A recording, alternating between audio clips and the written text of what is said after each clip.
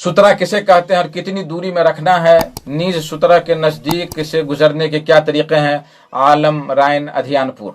जवाब, कोई ऐसी ऊंची चीज़ जिससे करीब होकर नमाजी नमाज पढ़े, वो जो उसके और क़िबला के दरमियान हो, ताकि लोग जान ले कि यह बंदा नमाज पढ़ रहा और उसके आगे से न गुजरे, इसी को सुतरा कहते हैं। नबी करीम सल्लल्लाहु अलैहि वसल्लम ने फरमाया, इज़ा सल्ला अहदुकुम फलयुसल्ली इला सुतरा वलयुदनु मिन्हा ला यक़तउ शैतानु अलैहि सलातुहु, रवाह अबू दाऊद। शेख अलबानी ने सही करार दिया है कि जब तुम में का कोई शख्स नमाज पढ़े तो उसको चाहिए कि सुतरा रख करके नमाज पढ़े और उससे करीब हो जाए ताकि शैतान उसकी नमाज को ना काटे।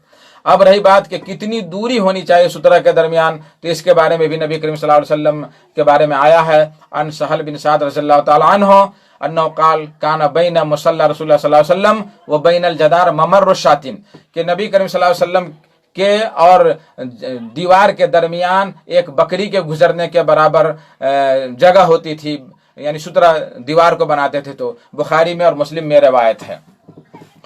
इसी तरीके से एक दूसरी रवायत नबी करीम सल्लल्लाहु अलैहि वसल्लम की है कि जब आप सल्लल्लाहु अलैहि वसल्लम खाना काबा में दाखिल हुए तो आपके साथ उसामा बिन ज़ैद, बिलाल, उस्मान, तलहा वगैरह थे। तो आप सल्लल्लाहु अलैहि वसल्लम ने दरवाज़ा बंद कर लिया और नमाज पढ़ी खाना काबा के अंदर।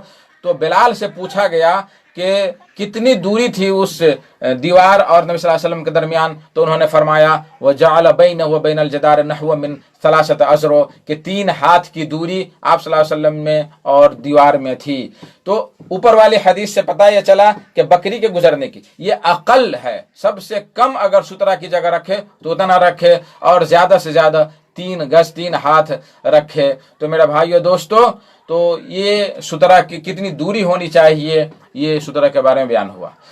इस तरह से सुतरा के बाहर से आदमी को गुजरना चाहिए, सुतरा के अंदर से नहीं गुजरना चाहिए। अंदर से गुजरने का बहुत बड़ा गुनाह है। नबी करीम सल्लल्लाहु अलैहि वसल्लम ने फरमाया कि लौ यअलमुल मार्रु बैन यदिल मुसल्ली माज़ा अलैहि, अगर नमाजी के आगे से गुजरने वाला जान ले कि उस पर क्या मुसीबत है, क्या गुनाह है, लकान यक़िफ़ 40 खैरन लहु मिन यमुर्र बैन यदैहि, तो वो 40 वहां रुके रहे, बेहतर है उसके लिए कि उसके आगे से गुजरे।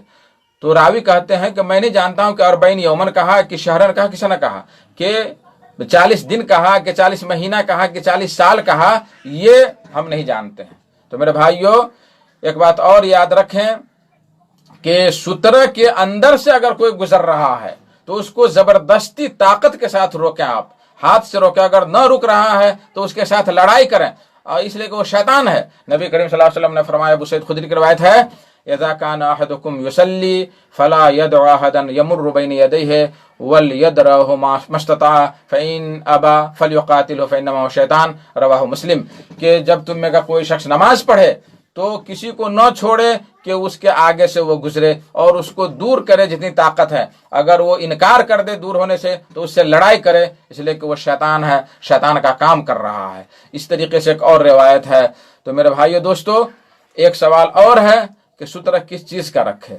सुतरा के लिए लकीर बनाने वाली हदीस ज़ईफ़ है, बल्कि कोई भी चीज़ एक बालिश की ऊंची हो या उससे भी ऊंची हो तो उसको ज़मीन में गाड़ करके उसको सुतरा बनाया जा सकता है। इस तरीके से भी कुर्सी है या दीवार है या और भी कोई चीज़ रख सकते हैं।